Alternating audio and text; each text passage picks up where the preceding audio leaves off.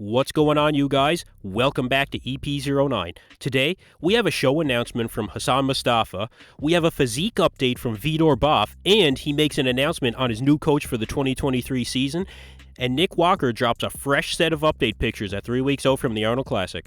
So starting with Hassan Mostafa, Hassan recently answered some questions on his Instagram, and one of the questions was if he had chosen a show to try and qualify for the 2023 Olympia. And Hassan says that he's planning on winning the Toronto Pro Show. Now, the Toronto Pro is going to be on June 4th, which puts Hassan a little less than 16 weeks out right now. So, Hassan checked in Hamilton, Ontario earlier this week.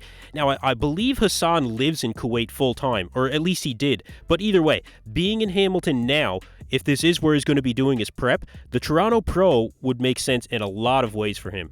Not only would Hassan not have to worry about flights, the Toronto Pro is typically not as competitive of a lineup as other shows, so maybe he's looking at getting a, quote-unquote easier win, so he doesn't need to push his conditioning as far and he can save it for the Olympia. Even though there's still a good stretch of time between the Olympia and the Toronto Pro, part of what might be fueling this decision for Hassan could be that he competed in and won 2 pro shows in 2022.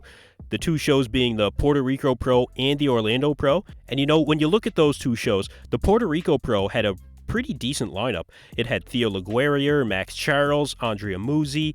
At the Orlando Pro, he beat out guys like Andrea Presti, Max Charles, again actually, because he was in the Puerto Rico Pro as well, and Phil Clahar, who had a lot of hype in the 2022 season. So not super deep lineups there, but Hassan was pretty impressive at both shows.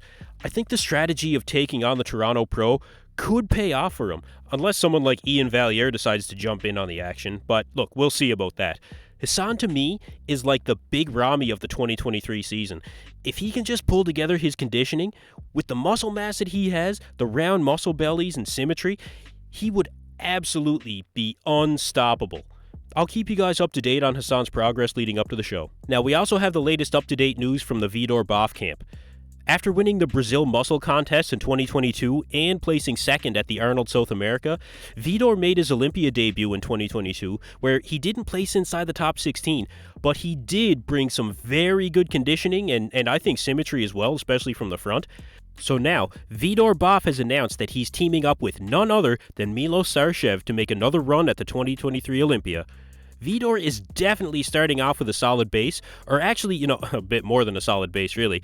And Milos is having a lot of success with the mass monsters of the sport. Samson Dauda, he's bringing up Horse MD right now. So this could be a very successful pairing for the 2023 season. Vitor does have great symmetry and good lines. He does bring really good conditioning. I think he could use a bit more size overall, but especially in the hamstrings to match his upper body.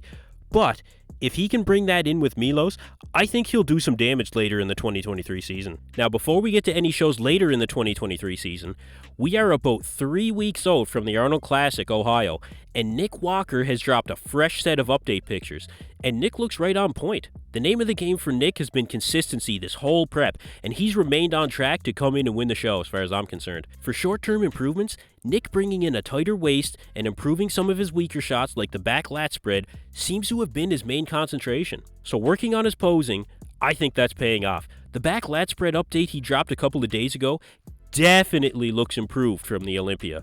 It looks like Nick has a bit of a different arch to his lower back, slightly different hand positioning, and I think maybe a bit different angle to the elbows, as far as I can see anyway. But look, it's obviously improved. It's working for him. So as far as Nick's waist goes, he recently commented on how his diet has been a key factor in keeping his waist in check. Nick mentioned that on the most recent episode of Mutant in the Mouth podcast. Check it out.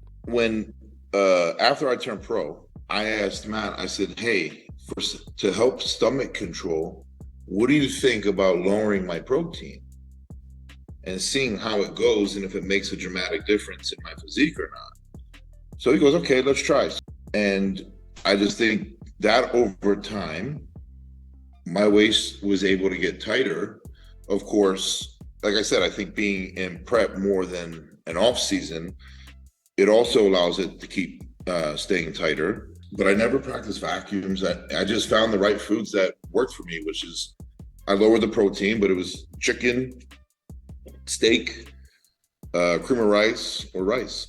So all these things working together is showing some serious refinement and overall improving Nick's aesthetics, which is what he needs to win the Arnold. His competition is training hard to catch him, but of course, Nick remains confident that he'll be crowned the winner.